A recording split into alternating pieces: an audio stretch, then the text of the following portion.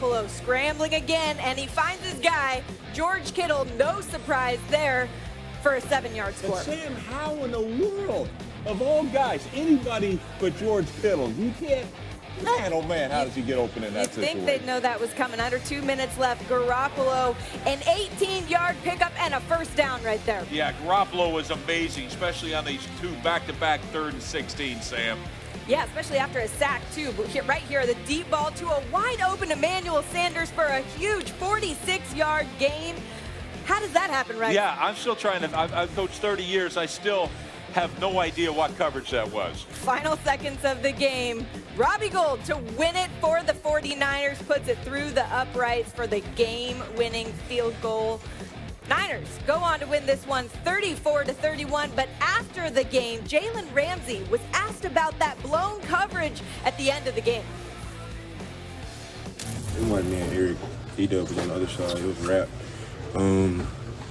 He was in a form of 2-man. We had an adjustment check to it because there was condensed splits. I played my technique, trusting that he was going to be over top. He wasn't. So that's what happened. Wow. Well, that kind of breaks protocol, I think. You guys tell me in terms of never throwing anybody else under the bus, always taking the blame on yourself. What do you make of that, Randy? Well, the quarterback throws me the ball and I drop it. We just didn't make the play. As simple as that. You know, for him to be able to throw the man under the bus, and I mean, Jalen Ramsey is a heck of a player. He made some great plays yesterday.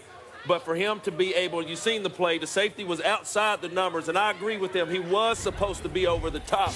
But you're talking about a very well-coached defense by Wade Phillips, and you're telling me in this critical situation that they're giving up this big play? The LA Rams were in this game throughout the game. I'm not going to even talk about the Jared Goff pick before the half, but right here they were in the game, Sam. And you've seen the frustration of Jalen Ramsey.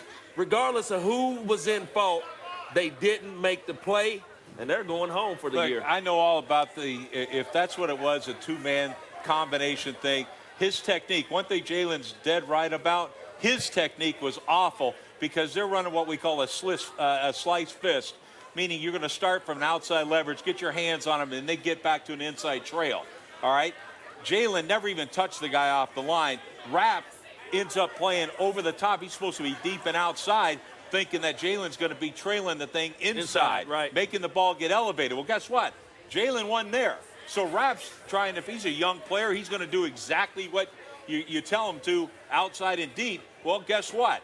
Jalen, it's your fault. It's not Rapp's fault. And I love Jalen Ramsey, Brentwood, Tennessee, where I'm from right now. But I'm sorry, son. It's your fault. You wear it. Here's the thing, Jalen, when things go bad, put it on you. Start with I. Yes. When it goes good, start with we. And you're going to be just fine. Because that was a bad look and really a bad look for Jalen. Yeah, it seems irrelevant whether or not it wasn't his fault. I mean, if a quarterback every time a pass was dropped or there was an interception said he ran the wrong route, like that would not be okay. We know that. But let's talk about this Niners team. Because you come off of this game, yes, they win the game, they go back and forth, but this is a team that, man, for the beginning of the season, we were pumping up this defense a lot, and it seems like they've fallen off a little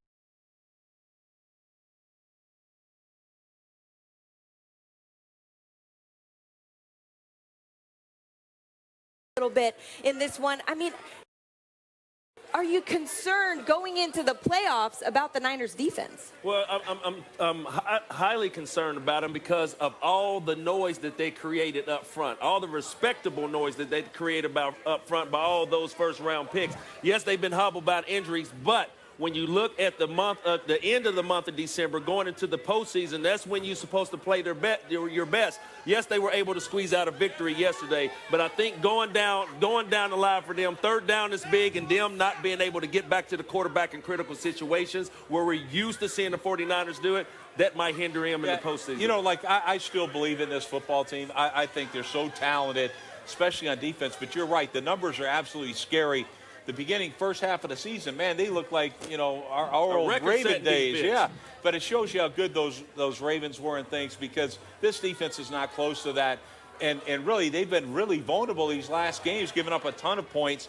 but I still think they can get it back together. Man, there's way too much talent on that defense, and I think they're going to pick it up. To your point, they allowed 11 points per game in the first 7 games. The last 8, over 26. So something has changed recently. We'll see if they can get it right as they make a run for the playoffs. Oh, and by the way, their offensive line also gave up 6 sacks. So that might need a little bit of help also. There's no doubt about this, though. This 49ers team did something really incredible yesterday. They played through a lot of emotion because they were dealing with absolutely horrific news yesterday. Clayton Beathard, the younger brother of backup quarterback C.J. Beathard, along with a man named Paul Trapani, were killed early Saturday morning in Nashville. Clayton was 22. And Paul was 21. CJ left the team on Saturday after hearing the news. And after the game, George Kittle did say that win take to get a big win at home today. He's got more on Carson Wentz.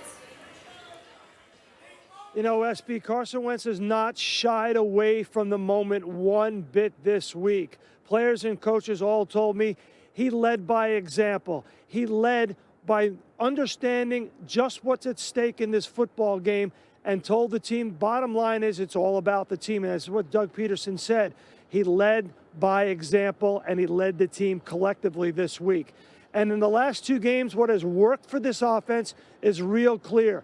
They've sprinkled in a lot of up-tempo offense, create mismatches with tempo. The other thing that they've done is allow Carson Wentz to roll out of the pocket. His QBR outside the pocket, 4th best in the National Football League. They've done a good job of mitigating the pass rush with the screen game. They did it against the Redskins last week at FedEx Field, and they did it in that loss in October back in Dallas. They've had to create offense because they're missing so many parts. No Lane Johnson, no starting right tackle, missing your top 3 wide receivers, no Jordan Howard again. So Doug Peterson and Carson Wentz have had to get creative in this offense, and you've seen the results. SP? Yeah, Sal, look, it's nothing new for Carson Wentz to have to come up with something out of nothing. He's been doing that for a while this year, but it's been an up and down year for him, Lewis. What do you think the key is for him today against the Cowboys? Yeah, well, quite honestly, I don't think this is not your normal football game for Carson. He really does have to today put together a performance that will go down in history with this franchise and with this city because of all the things that he is missing. 3 wide receivers, your top right tackle. I mean, that is the kind of situation that really sets you up for failure.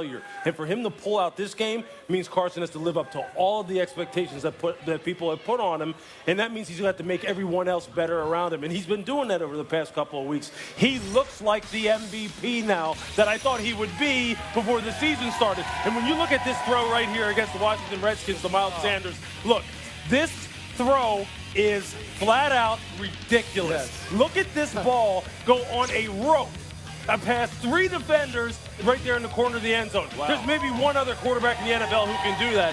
That's number 15 from the Chiefs, Pat Mahomes, who is the reigning MVP. This throw right here, the game winner to Greg Ward Jr. Just look at the anticipation and the touch, how he drops this right in the bucket in the corner of the end zone. Beautiful. This is a pinpoint throw, and he is doing this again so shorthanded as far as the people that are helping him that it's just ridiculous. Not only does he have to play good though, but Doug Peterson's someone who I respect. I respect him greatly. He has to call the perfect game. He has no margin for error. He's having to manufacture offense. He's having to call screens at the right time, call the run game at the right time, take shots at the right time. They don't have a Randy Moss. They don't have a guy who they can just go down there, I'm going to throw it to you, and you just got to rise up over everybody and just take it from them. They don't have that luxury. Carson has to put together an MVP performance today to win right behind us. A part of me thinks that, yes, that's what he has to do, but I want to say, I mean, Carson talked about the resiliency and what they had the last couple of weeks to win those 2 games. They're going to have to be resilient again, but you can't be desperate in terms of hanging on to the football too long, trying to put a cape on and play hero ball. But a part of me disagrees with that because I think he has to be that, just like you're saying, because when you're short-handed like that, he is going to have to, when you have receivers that can't get open within a structure of a play, you got to play street ball. So Carson Wentz almost has to be Superman today because he is undermanned. He has got to scramble and create and make superhero type of plays for them to win this football game. Superman or not, I'm going to tell you, this is Philly. We're right here. It's about cheesesteaks and left hooks. They got to deliver the left hook. And when it's tough on everybody else, it's just right for Philadelphia. That's the way this game's got to be. It's about being physical. I think it helps the Eagles, the fact all these average wideouts aren't playing. Get two good tight ends on the field and run downhill. Boston Scott and then the Sanders kid, run downhill on these guys, man. Use that big offensive line. Put your hand in the dirt. Come off the ball for 60 minutes. Pound this football team. That's what this game's all about. Y'all was just talking about Carson Wentz and the things he's going to need to do. Earlier, I talked about an unsung hero for the Philadelphia Eagles, not named Zach Ertz. I'm talking about this rookie running back, Miles Sanders, and everything that he means to this offense. I know that the head coach is going to have some plays for this young man. The Philadelphia Eagles runs the most screens and the most effective screens in the National Football League. So where's the help going to come from? Hey, we talked about the injuries. This rookie running back right here, Miles Sanders, give him the ball in space. Make those Dallas Cowboys as aggressive as they are on the defensive side.